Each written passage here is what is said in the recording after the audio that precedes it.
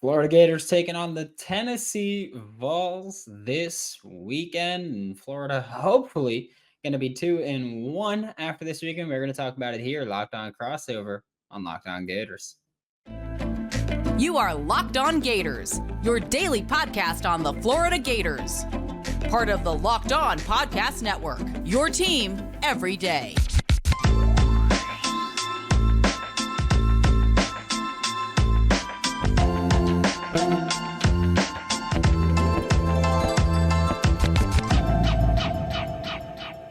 What's happening, everybody? Welcome into Locked On SEC, Locked On Vols, and Locked On Gators. Great to have you guys along. Today's episode is brought to you by Jace Medical. Empower yourself when you purchase a Jace case, providing you with a personal supply of 5 antibiotics that treat 50 or more infections. Get yours today at jacemedical.com. That's Jase medical.com. I'm Chris Gordy. Thanks for making us your first listen every day. We're free and available wherever you get your podcasts and on YouTube.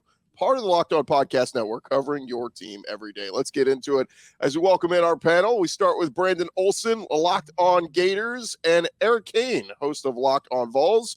Fellas, welcome in. We got an SEC matchup this week. It's exciting. Yeah, I'm ready to be heard again. Can't wait. Finally, we get some good football. I know Florida had already played Utah, but Tennessee's played a bunch of nobodies, so excited for this week. Bunch of nobodies that you only beat by 17. Fair point. Very uninspiring win. I'm not gonna act like it was against Austin Peay. It is the third Saturday in September, a rivalry that dates back all the way to 1916. This will be the 53rd meeting between the two schools, so this is a historic rivalry. I love Billy Napier even said this week at his press conference, I'm having to educate the players on the history of this game. This is a big game. Some people may look at, Florida's down, Tennessee was down, they're back up. This is a big, big rivalry game. And as you guys mentioned, there's been a lot of talk around, is the SEC down and this kind of stuff. So this could be a big game, either a big feather in Florida's cap with a win or a big feather in Tennessee's cap to say SEC's not down. Tennessee is a power. So we're going to see as we go along. But Brandon, let's start with you. Assess your team so far through the first 2 weeks. The loss to Utah and then the win over McNeese. Assess where Florida is right now. Week 1 hurt my heart. I'm not going to pretend it didn't, but that Utah game was it's tough to really evaluate what Florida is at that point because McNeese State, they improved obviously from the Utah game, but you expect that against McNeese from going from Utah to McNeese State. But the Utah game is also just weird because Florida genuinely, I don't think they played a bad football game. It's just they made the worst possible mistakes in the most crucial moments. You force them to punt 2 number 3s on the field, which that will always drive me crazy. Why the guy on defense has to change his number. He's already on the field. Maybe change the offensive player's number while he's on the sideline. So that will always drive me crazy. But that led to a touchdown. The first play, cover 1, safety accidentally takes out the corner, leads to a 70-yard touchdown on an underthrown ball, if we're being honest. 4th and 1, false start when they were going to go for it, and then they were forced to kick a field goal, which they then missed. So for me, it was like Florida didn't play a bad football game in week 1. It was just they shot themselves in the foot every time. They were Plaxico Burress out there. That's all they wanted to be. And it was just so rough the entire time. But then you look at McNeese State, it was a cleaner team. Communication was better. Communication's been way better this year compared to last year in general. So I don't think Florida played a horrible game in week 1. I just think it was the worst possible times you could have screwed up. You did. And then McNeese State, you look cleaned up. So for me, this is the true test for Florida to come out and say, hey, who are you, Gators? Like, are you a team that is going to be at least respected this year, or is it going to be like August 31st where you were just mocked the entire time after that week 1 performance? Yeah, I think that's what we're asking everybody around the SEC. Who are you? What is your team? Are you a contender, or are you, we don't know what you are? And Eric, I feel that way about Tennessee. A slow out of the gates week 1 against Virginia. Ultimately, they put it on them. And then this past week against Austin Peay, clunky, I guess would be the word I would use with the offense. So what did you see? Assess your team so far through 2 weeks. Yeah, very uninspired offensive football to begin the season. And that's not something typically you coincide with Josh Heupel. And I'm going to give Josh Heupel the benefit of the doubt because everywhere he's been, every stop as an OC in the SEC, as a head coach, He's had good quarterback play. And, Tennessee's offense kind of sputtered a little bit in the Pittsburgh game at the beginning of last year and everything. So we'll see what happens. And kind of like what Brandon said, I mean, a lot of Tennessee's offensive mistakes it's just Tennessee beating Tennessee. I mean, with all due respect, Austin Peay did not dictate what Tennessee did on Saturday. Tennessee was just horrific in certain spots. Joe Milton was not accurate, and that's something that really plagued him earlier in his career, and that's something he's gotten a whole lot better at. Even the Virginia game, he was really good. You saw last year, it's mop-up duty, I understand, in those games against Vanderbilt and Clemson. He's improved his accuracy, but he was not accurate on Saturday against Austin Peay. And then his receivers, weren't helping him out, dropping some catches they should have had, and then flat out just dropping passes that were good passes. So the passing game is very much not in sync right now. That's a key for this game. We'll get to here in a moment. But offense, very much a work in progress. The tools are there. You love the skill. You love the running back room. Really like the way Jalen Wright's running the football. Defensively, it's been good. It's looked really, really good. Love the defensive line. Love the pressure they're getting to the quarterback. Hate that Keenan Peely's injured, but I like Aaron Beasley. I think he's one of the better defenders in the SEC. And then we'll see about the secondary, but I think the secondary is improved because I think the front four is improved. So another key to the game, or something I'm intrigued to see, is this defense really taking a step? Because it's looked really good through 2 weeks of the year, but again, Virginia and Austin Peay don't possess a lot of zazz on offense, if you will. So it's been a lot of good stuff so far through 2 weeks. Some concerning things on offense, but I think this week, obviously, it's a rivalry game. It's Florida. It's SEC, first true road game. You're going to find a lot about your team and find a lot about Florida this week as well. Brandon, what's the biggest storyline for Florida so far heading into this week? I think for me, at least, it's how is this offense going to react? Because when you look at the Utah game, Utah stacked the box against Florida, and Florida was kind of just like, yeah, Utah, we'll let you dictate what we're going to do offensively, which is, by the way, the worst thing you could ever possibly do. I don't know what went through Billy Napier's mind when that happened. And then you go to McNeese State, or you host McNeese State, and it's like, hey, we don't really care what McNeese State's going to do. We're going to run the football there. Now you have Tennessee, which a Power 5 program, SEC school. They're probably going to stack the box. They're probably going to be pretty aggressive against you, as they should. Are you going to let them dictate what you do offensively? Because if you're going to let your opponent dictate what you do offensively based on, well, they had more people in the box than us, then just pack it in, dude, because you're not winning football games. It's as simple as that. So for me, I think it's how is the offense going to react? We saw the offensive play calling get a little bit more creative against McNeese State. I don't know if that was them going, it's McNeese State, let's have a little fun, or if that was them going, hey, we should probably open things up a little bit here, playbook wise. But I'm very curious to see how the offensive play calling is going to go. And I know that's not the sexy part of football here, but I want to see Florida run the damn football, not even because I'm like, yeah, you need to win. You need to run the football for the Florida Gators based on how this roster is. If you want to win football games, you need to do it. So for me, I think the storyline is how are they going to react? Because every defensive coordinator even is just going to see what Utah did against Florida and go, oh, if we stack the box, they're not even going to try to run the football. And so I need to see how Florida is going to react there, because Tennessee is going to do exactly what Utah did. Putting the ball in the hands of Graham Mertz, I don't know if that's the answer for Florida for success throughout the year. Eric, what's the biggest storyline for Tennessee heading into this week? Yeah, a lot of the same. A lot of what Brandon said and a lot of what I said a moment ago. It's the Tennessee offense. Is it going to look more like the Tennessee offense we've seen the past 2 years? And even against Virginia, where there was a big lull in the middle of the first half, like Tennessee got the opening kickoff, marched down the field, scored 5 straight possessions, didn't do anything, and then scored twice in 4 minutes right before the half. Like, it's like, okay, well, it just shows you how quickly things can change in this offense. But are you going to see more consistent? Tennessee's been one of the best first quarter scoring teams in the nation the past 2 years.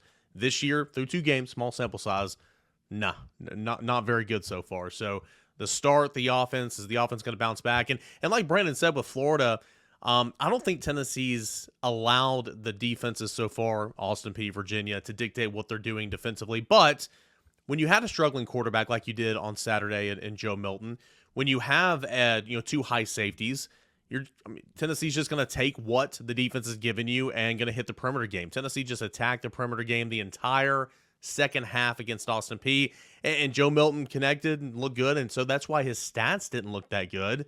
but when you, or the stats look good, but when you go down there and dive into the numbers, it's like, oh, well, 50% of his passing yards came behind the line of scrimmage. It's like, well, what's going on here? So it's about Tennessee taking what Florida gives them, not making them dictate what they're going to do, but taking what Florida gives them and seeing if you can, put together a game plan and adjust on the fly and go. So I'm intrigued to see how all that works out, but certainly the offense, what does it look like? First true road game. How does the crowd play a factor into procedural penalties? All that type of stuff. That's what I'm looking for, at least early on offensively for Tennessee. How about this for a stat? Tennessee, through 2 weeks, their passing offense ranks 81st in the country. Florida's passing defense ranks 8th in the country. They played McNeese. That's all you need to know. They're an air raid. Show some respect. All right, coming up next, guys, we'll get into some key matchups in this game. What are we looking for? That's coming your way in just a sec.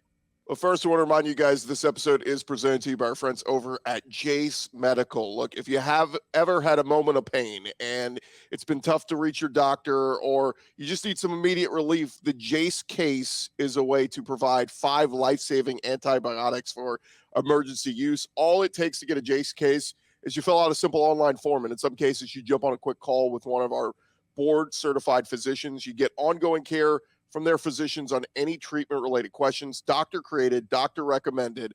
And with storms, shortages, pandemics, all kinds of issues out there, you need to be prepared now more than ever. Everyone should be empowered to care for themselves and their loved ones during the unexpected. And that's why Jace Medical is offering the Jace case. Again, providing those 5 life-saving antibiotics for emergency use to give you peace of mind so that you're not just hoping that you have access to medication in an emergency. Jace Medical, make sure you have the medication in hand. It's simple. They handle everything from the online evaluation to licensed pharmacy medication delivery and ongoing consultation and care. Do not get caught unprepared.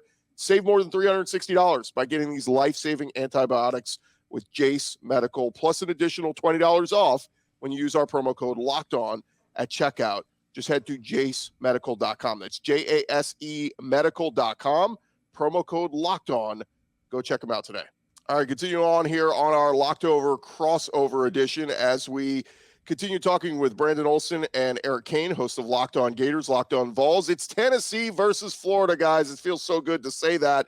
As we dive back into it, let's talk a little injury report. Any key injuries this week for your team? We'll start with you, Eric. Tennessee, any big injuries they're dealing with? I know, obviously, you mentioned Keenan Peely being out a couple weeks. Yeah, it's unfortunate, man. He looked so good week 1 against Virginia, and it's weird because he is not even really sure when he got hurt in the football game. That's a football player. It's like you out there and adrenaline's pumping, then you come back and say, oh, man, I got a broken arm or whatever it is. It's not a broken arm for him. It's like, when that happened? I don't know. I didn't feel it. But now that stinks that Keenan Peely's out. So at linebacker, he's out for a while. Hopefully it's not season ending. Cooper Mays has been out really since like the second week of fall camp. And he just got to the practice field last week, did some work on the side. Earlier this week on Tuesday was his first actual practice, with the offense and everything. So he is very questionable. Josh Heupel always says, oh, we'll wait till the end of the week and make those decisions. We'll see how they are on the grass, coach speak stuff. But in this case, I think it truly is that. We'll see what Cooper Mays looks like on Friday. But if you're able to get your center back that sets the tempo in this offense and is a 3-year starter, I think that'd be huge. Other injuries, Elijah Simmons, defensive tackle, hasn't played so far this year. He's still out.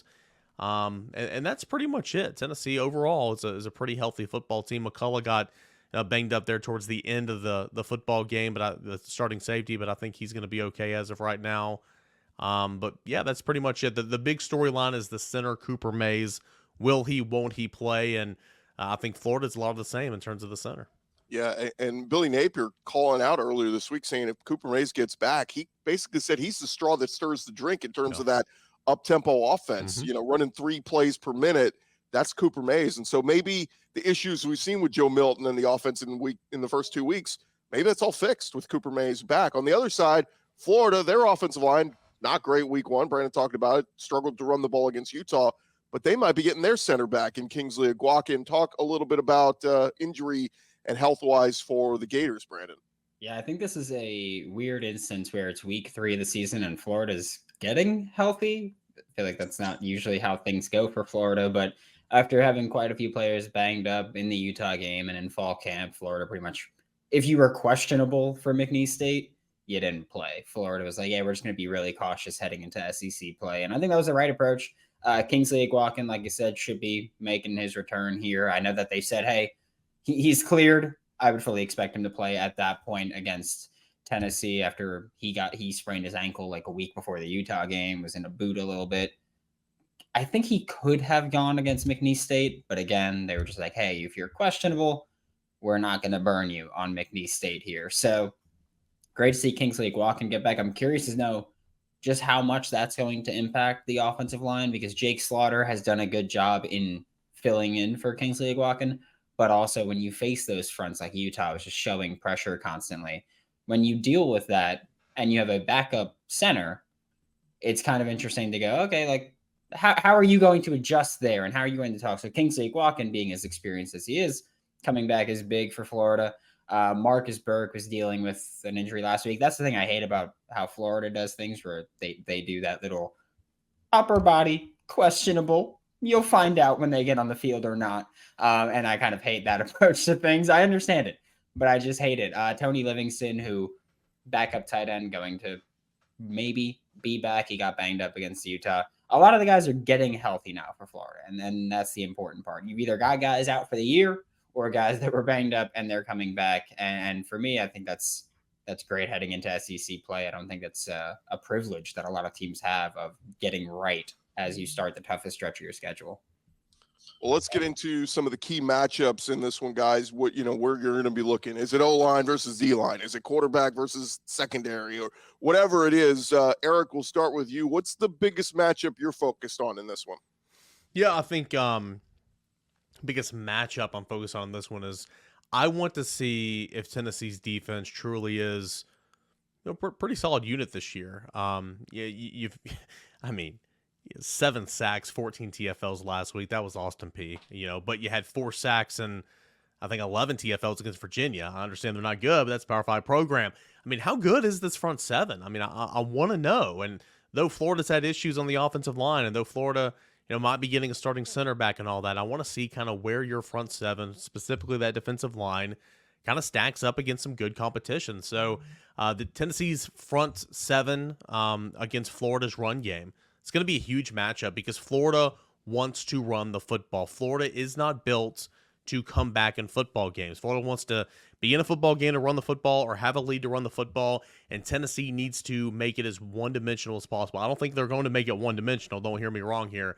But I think Tennessee needs to do a decent job against the run, just like Utah did against Florida, and forcing them through the air. So that's a big matchup I'm looking for. And then, of course, on the other side, I mean, it's got to be Tennessee's passing attack against the secondary for Florida. Joe Milton's got to complete some passes down the field. Tennessee has not taken many shots down the field simply because the defense has so far been like, all right, Joe, you're not going to beat us over the top. We'll keep everything in front of us. So Tennessee's gone intermediate and short passing game, but you're going to have to take shots. And Florida, again, new DC and everything, trying to regroup defensively from last year. I get all that, but it's still a Power 5 SEC defense. Florida's going to do what Florida wants to do defensively. You're going to adapt. You're going to have a game plan, but Florida's going to run a single high safety at points in time and say, okay, Joe Milton, come throw it. Let's see how big a boy you are, right? And Joe's got to complete those passes, and these receivers have got to help him. So two big key matchups on the Tennessee side, one offensively, one defensively, that I'm looking forward to in this football game. Yeah, this was a game a year ago. We saw, Hendon Hooker played great. All those big receivers and Jalen Hyde, Cedric Tillman are gone. Who steps up here? Who's the next guy? Brew McCoy, Ramel Keaton, all these different guys. Who's going to be that guy? This is the week to come out and show out who you are, Tennessee. For you, Brandon, what's the key matchup, biggest matchup you're looking for in this one? For me, it's Joe Milton against the entire Florida Gators defense, really. I know that last week, I feel like he was there was a little bit of pressure coming in, even from Austin P. And so I would like to see Florida, like they're going to rev it up. They just are. Austin Armstrong is aggressive as all hell, and I can't wait to see how he's going to react with this very up-tempo and just pass-happy offense. I want to see how he's going to really handle this. Is he going to go more single high? Is he going to become more reserved? And he's like, hey, let's just get more guys in coverage and make sure that he's not going to make sure he's not going to have just easy completions available? Or is he going to go, hey, we're going to get after you, and we're just not going to let them get downfield. We don't care what you call. we're just not going to let them run downfield and get that vertical passing game going. So I'm interested to see how Austin Armstrong is really set to deal with Joe Milton in this game, because like Eric Cain mentioned before, I don't know why I use your full name. Like Eric Cain mentioned before, very formal. Yeah, yes, we're very reserved here. Tennessee went a lot behind the line of scrimmage last week. Florida's going to press up on you, and I'm curious to see. It's like, hey, are we going to press up and get after you in the backfield, and we're going to make you earn every single yard?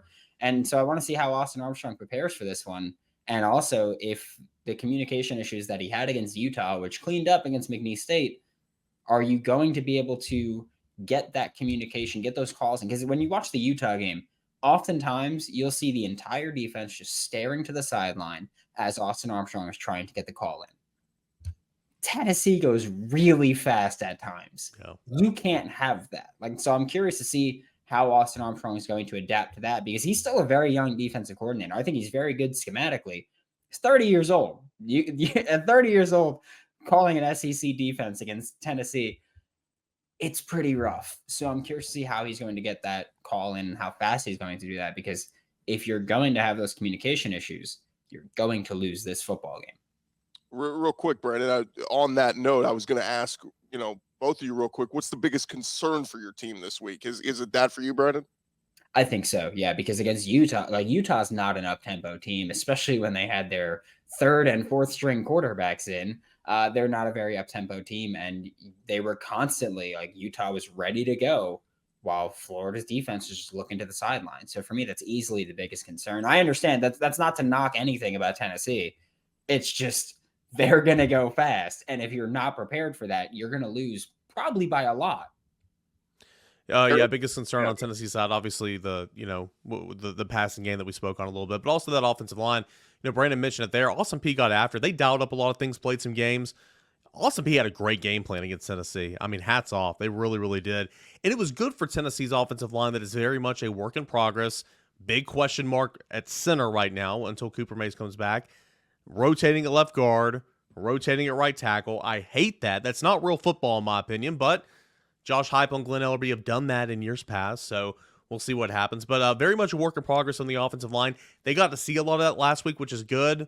But Florida is going to, at times engage it, get after it, right? I mean, they're going to mix some things up. They're going to try to make things as difficult as possible on Joe Milton. So can you have a better day pass protection? Can you have a clean pockets? Can you allow Joe Milton to get a chance to, do some things? That's going to be a big that's going to be something to watch, and I would say that's kind of a concern of protecting Joe Milton entering this football game. All right, we'll get into it right after this, guys, with score predictions. Where are we going? We'll touch on that right after this. Well, first, we want to remind you guys that this episode is presented to you by our friends over at the Game Time app. Look, buying tickets to your favorite events should not be stressful. Game Time is the fast and easy way to buy tickets for all your favorite sporting events, even SEC games. With killer deals on last-minute tickets and the best price guarantee, you can stop stressing over the tickets and start getting hyped for all the fun you're going to have. It's the fastest-growing ticketing app in the country for a reason. You can get images of your seat before you buy, so you know exactly what to expect when you arrive. You buy tickets in a matter of seconds, just 2 taps, and you're all set. Tickets are sent directly to your phone, so you never have to dig through your email. Go snag your tickets without the stress with Game Time. Go download the Game Time app, create an account, and use our promo code LOCKEDONCollege. That will get you $20 off your first purchase. Terms apply. Again, create an account and redeem the code LOCKEDONCollege for $20 off. Download Game Time today. Last-minute tickets, lowest price, guaranteed. And we jump back into it, guys, as we are discussing Florida versus Tennessee. And moment of truth, Tennessee has not won a game in Gainesville since 2003. I know that's been the big stat that's been thrown out there. Florida does lead the all-time series 31-21, but none of that means anything. This Saturday, it just matters who's the better team, who can execute. So, Eric, we'll start with you. What do the Vols need to do to beat the Gators on Saturday night? Fast start. I think getting off to a fast start, trying to take this crowd out of the game. And again, I mentioned earlier, if Tennessee is up, I don't think Florida, and Brandon, you can chime in on this, please, but I don't think Florida's built to come back. I think Florida's built to be in ball games and to have the lead. but I think Florida is not as well equipped as Tennessee to come back down a score, down 10 points or whatever. So first quarter is going to be huge. First day. We always talk about middle late. And Tennessee, through 2 games, has done a really great job in the middle late. Did a great job against Virginia. Did a great job against Olsen P. You want to win the middle late every game, but the first 8, I think, is going to be critical for Tennessee this week. You got to get off to a fast start. So get off to a fast start, run the football. Everybody's saying Joe Milton, passing attack, air raid, all this type of stuff. Tennessee runs the football 50% of the time, and has since Josh Heupel's been here. Tennessee led the nation in rushing touchdowns last year, and Jalen Wright is good. Run the football, allow that to open up the rest of the offense, have some confidence, start fast, and put the pressure on Billy Napier, put the pressure on Florida, and try to get them out of their comfort zone a little bit. I think Florida's also going to be more. I think Florida might be taking some shots and trying to do some things early on to try to get up on the lead and put the pressure on Tennessee. So be ready for that as well. Yeah, Tennessee, by the way, ranks currently 4th in rushing offense in the country, and Jalen Wright and Jabari Small both in the top 5 in the SEC in rushing numbers right now. Crazy to think that Tennessee's got not 1 but 2 running backs top 5 in the SEC in rushing right now. I thought it might be Montrell Johnson and Trevor Etienne, but long season to go. They could certainly find their way there as Florida goes along. Brandon, what do the Gators have to do to beat the Vols on Saturday night? I think that first off, Cain, you're totally right. Florida's not a team that's like built to come back from down 10 points or anything like that. I think they could do it if they do have a lot of time to do it. But I think that, as every drive goes and you don't cut that lead, then it gets way less likely. I think for Florida, a lot of it is establishing that run. I do think that Billy Napier loves the running clock more than anybody else on the planet right now. I think he's like, oh, that's the best rule change ever, because what Billy Napier wants to do is just dominate time of possession, especially when you have an offense like the Tennessee Vols do. So I think that that's going to be a big approach here, and I think that that's what Florida has to do here. I think they've got more dynamic playmakers than they've ever had, or under Billy Napier, but it's, can you actually get that going consistently? Because that's something where we saw Ricky Pearsall had a ton of targets against Utah, but they were all really short targets, and it's about creating yards after catch there. Eugene Wilson, the third true freshman, has looked awesome every time he's touched the football. Like, the way that I know he's a special playmaker is every time he touches the football, I'm just like, is he about to house this? He hasn't yet, but every time he does, I'm like, oh, he's dynamic as hell. But I think for Florida, it's about really dominating that time of possession, not letting the Volunteer offense get into a rhythm. I think that's a big part because with an up-tempo offense like Tennessee, when you go and go and go, if you convert first downs and you can get into a rhythm, you're way more lethal than if you're on the field, you get a 3 and out, or you get 1 first down, and then you have to punt, and then you're not on the field again for another 6 minutes. That really is going to just take the life out of the sail. So I think for me and for Florida, if you want to win this game, you have to really dominate time of possession, and you have to do it in the right way. Don't dominate time of possession because they're scoring so fast. Dominate time of possession because your defense is making plays, and then your offense is just like, yeah, no, we're just going to keep the ball out of Joe Milton's hands and keep the ball out of Josh Heupel's mind, really. And I think that's how you have to win the game if you're the Florida Gators. Pearsall, by the way, top 5 in the SEC in receiving yards. I can't remember the last Florida Gator receiver that was top 5 in the SEC in receiving yards. Brandon, we'll stick with you. Give me, what's your official score prediction? Who wins? I don't care if I sound like a homer. I'm picking Florida, and I'm going 28-24. For me, I think it's very hard to come into the Swamp and win a football game. I don't even know why I said I think. It's a fact. It's very hard to come into the Swamp and win a football game, especially with a Florida Gators defense that, stick with me, looks competent this year. We haven't had that in about 5 years. So I'm very happy to see that. So with a Florida Gators defense that looks like they can actually make plays, I feel like I'm going to faint just talking about it. But I think Florida being able to make plays defensively is actually a great thing, where you also combine that with the Swamp. And Cain mentioned before, there's procedural issues that could happen with a rocking crowd. You're not taking that crowd out of the game unless you make it like Dallas Cowboys versus New York Giants the other day. And it's like 16-0 really quick. And that ain't happening. So I think that the crowd is going to play a part in it. Joe Milton, last time he came to the Swamp, got benched. It was a rough one for him there. So very interested to see how Florida's defense really shows up and how their crowd kind of tries to take Tennessee out of it. But I think Florida 28-24. Eric, score prediction? Milton was benched before the Florida game in 21. Hendon Hooker did get hurt, though, at Florida. If Tennessee can, not exactly like they did LSU last year, because, I mean, that was just LSU fumbles the opening kickoff. Tennessee goes down there, and it's like 40 to – it's like Dallas Cowboys the other night. It's like 14-0 here in a hurry. But if you can get off to a start like that, I think would be huge. Real quick, Brandon, there's some youth at safety, right? I mean, those two safeties played forever. They're gone. Isn't there a true freshman starting at safety this year? There is a true freshman starting at safety, yes. It could be another key to the game, like trying to pick on that youth and experience, right? I said all off season, I was like, Tennessee's going to win this game. And again, it's 1 year does not correlate to the current year.